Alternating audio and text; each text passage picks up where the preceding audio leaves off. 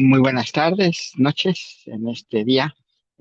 Perdón por la tardanza en grabar la siguiente clase, la siguiente parte de esta lección, la lección número 17 que trata de Oseas y Joel. Estuvimos viendo la vez pasada una breve introducción a los profetas menores. Estuvimos viendo acerca de la importancia de la historia y vimos varios libros históricos y cómo es importante explicarlos, así como es importante explicar la historia y para eso existen los historiadores. El hecho es que los libros históricos tienen una explicación, un comentario, diríamos un comentario inspirado que son los profetas menores. También estuvimos viendo empezamos con un profeta mayor fue Isaías, pero luego pasamos a los profetas menores y ahí estuvimos viendo que son pequeños estos libros y en la Biblia hebrea estaban en un solo rollo y se llamaba el libro de los 12. También estuvimos viendo que a pesar de la diversidad de libros y de temáticas, diríamos, subtemas, el mensaje es único. El mensaje es único, es en general un anuncio de juicio, llamado al arrepentimiento y también un anuncio sobre la misericordia futura de parte de Dios. Luego estuvimos viendo la introducción al libro de Oseas, vimos el contexto. Oseas profetizó durante el reinado de Usías y es contemporáneo al profeta Isaías. Mientras Isaías estaba en el sur, en Judá, Oseas estaba en el norte, profetizando en Israel. Luego vimos un poco del bosquejo del libro de Isaías. Vimos que los primeros tres se dividen en dos secciones grandes. Vimos que los primeros tres capítulos nos hablan de esa relación de matrimonio entre Oseas y su esposa infiel, y cómo eso se refleja en la relación entre Dios, el Dios fiel, e Israel infiel. Luego vimos los capítulos 4 al 14 que tienen mensajes de Dios para su pueblo. Y básicamente estos libros nos enseñan básicamente ese tema especial que es el amor excepcional de Dios para con el pueblo el pueblo de Israel. Luego, luego estuvimos viendo ya el libro en sí. Estuvimos viendo los primeros tres capítulos y esa extraña historia de amor, y cómo Dios, el Dios fiel, permaneció fiel a la nación de Israel. Luego vimos los capítulos 4 al 14, este, esos capítulos que nos fueron hablando acerca del desafío del amor, el pecado, la recuperación del amor, eso que necesitaba Israel hacer para volver a recuperar, para volverse a Dios, que es el arrepentimiento, y la esperanza del amor, esos anuncios que Dios tenía acerca de lo que es la restauración de la nación de Israel en el futuro, después de haberles juzgado por sus pecados. Y así es como llegamos al libro de Joel en esta noche. Este, y pues vamos a orar. Señor y Dios, te damos gracias en esta noche por la vida que nos concedes. Te pido, Señor, tu bendición para cada uno de nosotros. Especialmente, Señor, que tú hables a nuestros corazones y que al ir estudiando tu palabra directamente, al ir leyendo cada texto, tú toques nuestros corazones y nos redargullas de lo que tenemos de cómo seguirte en Cristo Jesús. Bendice, Señor, este tiempo. Te doy gracias por cada uno de mis hermanos. Te ruego esto en el nombre de Cristo Jesús. Amén. Muy bien, contexto del libro de Joel. El tema de la restauración, donde concluimos en el Oseas, es una transición a esta siguiente sección del libro de los 12, que es el libro de Joel. El autor de este libro es el profeta Joel, y nos va a hablar, bueno, Oseas nos introdujo a la noción de la restauración en los últimos días, pero Joel nos explica más de cerca cómo será el final de la historia allá en el futuro. Él describe este final de la historia con un término muy especial que se llama el día del Señor. Eh, Joel va a estar predicando en el sur a Judá, o sea, lo estuvo haciendo en el norte a Israel, aunque no sabemos con exactitud en qué momento de la historia de la nación predicó Joel, porque a diferencia de otros libros de otros libros de los profetas, no nos pone la ubicación temporal. Ya bien que Isaías nos da los reyes en los cuales él estuvo predicando, Oseas también lo hace, pero Joel no lo hace. Así que no sabemos exactamente qué pasa. Lo que sí sabemos es que cuando Joel predicó, había acontecido un evento histórico para ellos que ellos más o menos conocían, que fue una plaga de langostas. Les han visto videos, pueden ver videos en YouTube de cómo es una plaga de langostas. A veces en las noticias pasa. La última vez recuerdo que estaba llegando a Campeche, ahí en la zona maya, y pues era un desastre esa situación. Bueno, Joel señala esta invasión de langostas como un anticipo de lo que es el juicio de Dios si no se arrepentían. Les dice, bueno, si no se arrepienten, esto de las langostas va a ser un cuento de niños comparado a lo que sería el día del Señor, que sería un día de horror, un día de completa devastación. Eh, Esta idea de un juicio futuro debería de afectarnos en cómo vivimos hoy. El juicio es inminente, y aunque a veces lo hacemos como que, pues, yo ya fui librado del juicio. De hecho, es que mucha gente no, muchísima gente no ha sido librada del juicio y va hacia ese juicio. Y eso va a incluir a miembros de nuestra familia, va a incluir amigos, conocidos. ¿Cómo debería el juicio venidero afectar nuestra vida hoy? Les invito a contestarme esta pregunta en un comentario, ya sea en el video o ya sea en mi WhatsApp, para que sepa que sí vieron el video, especialmente maestros de escuela dominical, que les invito a contestar esa pregunta. ¿Cómo debería el juicio venidero afectar nuestra vida hoy en día? El libro de Joel contiene solamente 3 capítulos, es muy cortito y se encuentra y tiene un esquema bastante pulcro y que se puede ver en un folleto que tengo. Si alguien necesita el folleto, que es el que se le puede entregar a los alumnos, si lo necesitan impreso y fotocopiado, avíseme lo más pronto posible para que lo pueda hacer. Bueno, sin perder de vista cómo Joel responde a la pregunta que acabo de hacer, es buen momento de sumergirnos en el libro. ¿Cómo debería de afectarnos el juicio venidero en nuestra vida en el día de hoy? Y bueno, el libro de Joel lo podemos dividir en cinco secciones fáciles. Está Joel capítulo 1, versículo 1 a capítulo 2, versículo 11, que nos va a hablar de el llamado al lamento. Dice Joel capítulo 1, versículos 2 al 4. Oíd esto, ancianos, y escuchad, todos los moradores de la tierra. ¿Ha acontecido esto en vuestros días o en los días de vuestros padres? De esto contaréis a vuestros hijos, y vuestros hijos a sus hijos, y sus hijos a la otra generación. ¿Puedes imaginar una plaga de langostas de una magnitud tan catastrófica que iba a quedar impregnado en la mentalidad de las personas por generaciones? Una destrucción total. ¿Cómo debería responder el pueblo a estas nefastas noticias? Dice Joel capítulo 1, versículos 14 a 15. Proclamad ayuno, convocada asamblea, congregad a los ancianos y a todos los moradores de la tierra en la casa de Jehová vuestro Dios, y clamad a Jehová, ay del día, porque cercano está el día de Jehová, y vendrá como destrucción por el Todopoderoso. Hay un propósito para esta plaga.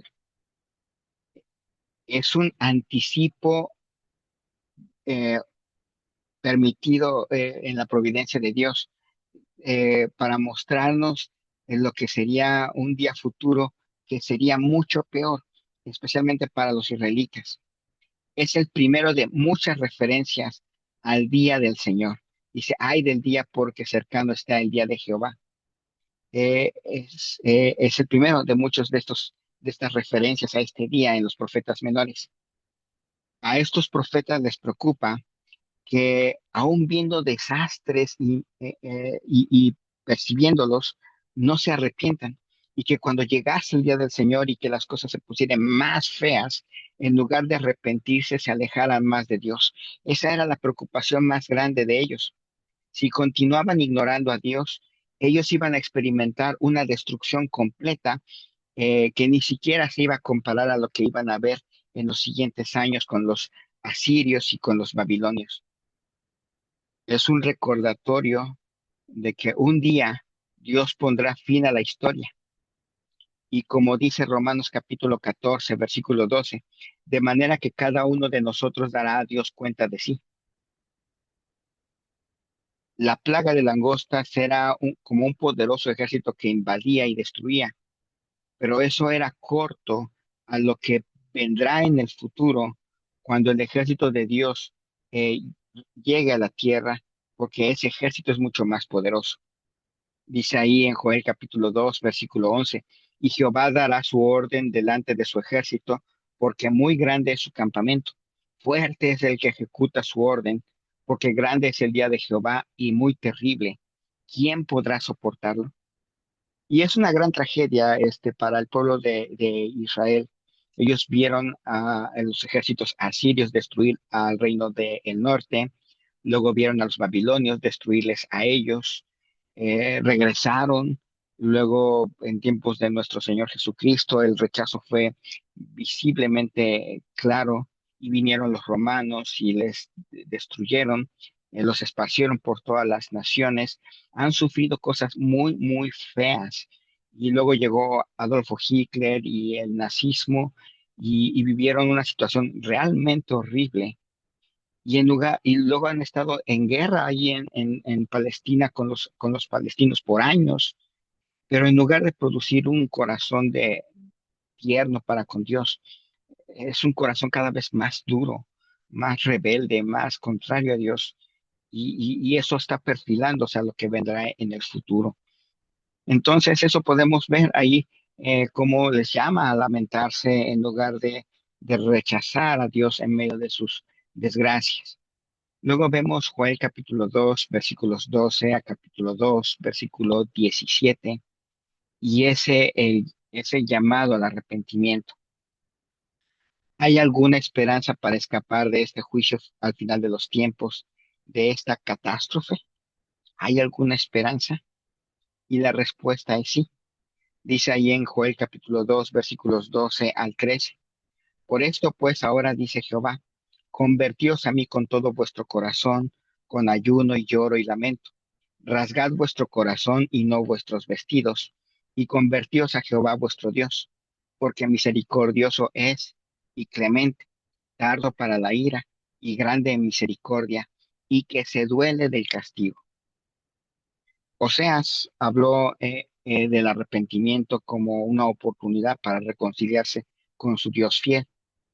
El pueblo debería de regresar a Jehová. Eh, y Joel también hace lo mismo. ¿No es interesante que Dios es el que va a traer el juicio, pero al mismo tiempo les da la oportunidad de poder escapar de ese juicio? Les da una esperanza de seguridad en medio del juicio que vendría. ¿Quién podría protegerlos de la ira de Dios? Sino Dios mismo. Nadie puede protegerse de la ira de Dios a menos que Dios le proteja. Y una vez más eso nos recuerda al Evangelio. ¿Quién es el único que nos puede proteger de la ira de Dios? Sino Dios mismo. Y Jesucristo, Dios hecho hombre, viene y siendo completamente hombre, siendo completamente Dios, puede salvar a cada uno de nosotros de la ira de Dios. Como se pregunta ahí en Joel 2:11, pues grande es el día de Jehová y muy terrible. ¿Quién podrá soportarlo? La ira de Dios nadie la puede soportar. El único que la ha podido soportar es Cristo, a quien se le descargó toda la ira de Dios por nuestros pecados, porque Él no había hecho nada malo y así pudo salvarnos.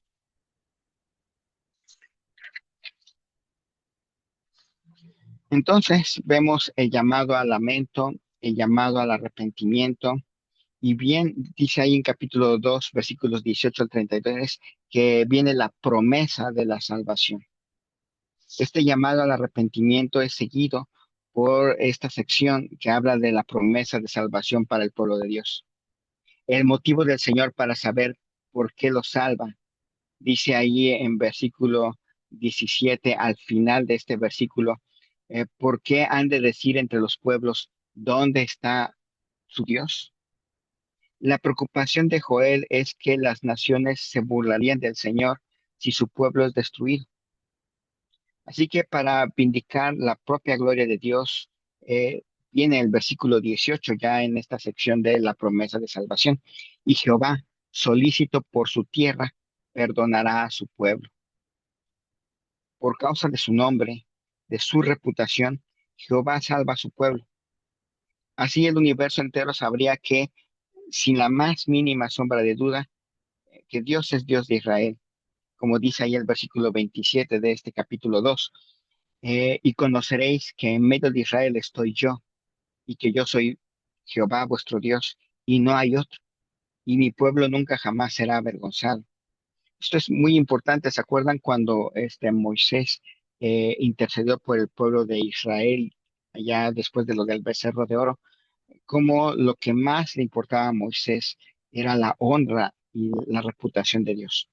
Entonces, esto es muy importante, porque a veces pensamos que el pueblo, bueno, Israel, ahorita la iglesia es el pueblo de Dios, porque a veces pensamos que el pueblo de Israel, por simplemente ser el pueblo de Israel, puede hacer lo que quiera, puede destruir, matar, acabar, y Dios le va a rescatar y a intervenir por causa de que es Israel.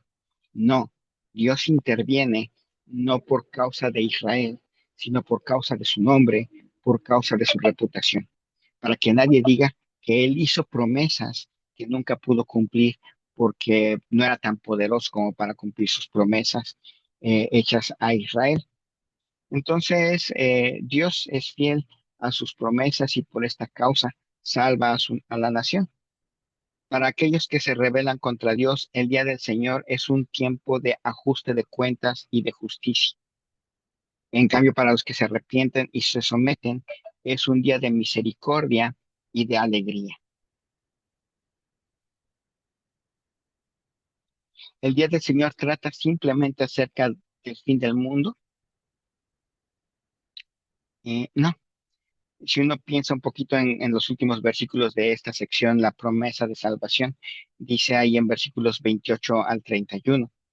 Y después de esto derramaré mi espíritu sobre toda carne, y profetizarán vuestros hijos y vuestras hijas, vuestros ancianos soñarán sueños, y vuestros jóvenes verán visiones, y también sobre los siervos y sobre las siervas derramaré mi espíritu en aquellos días, y daré prodigios en el cielo y en la tierra, sangre y fuego, y columnas de humo.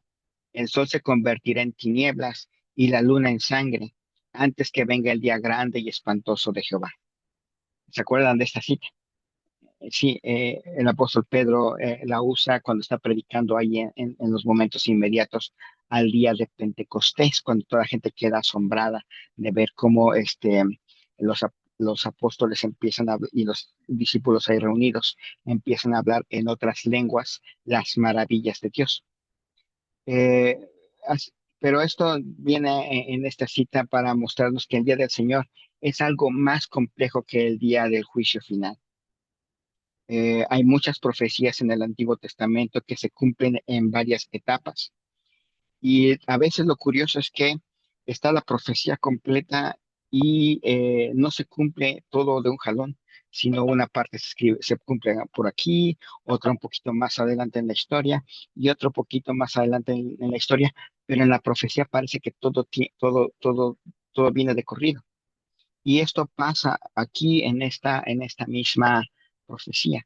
Hay parte de esa profecía que ya se cumplió ahí en Pentecostés, pero hay otra parte de la profecía que se va a cumplir en el futuro, en la etapa final de la historia. ¿Se acuerdan de esa imagen de la montaña que les ponía? De esa montaña donde está una montañita pequeña al principio y una montaña grande al final. Y viéndola desde una perspectiva, se ve la montaña grande, porque la montaña pequeñita queda oculta y luego no se ve el valle que hay entre la montañita pequeñita y la montaña grandota.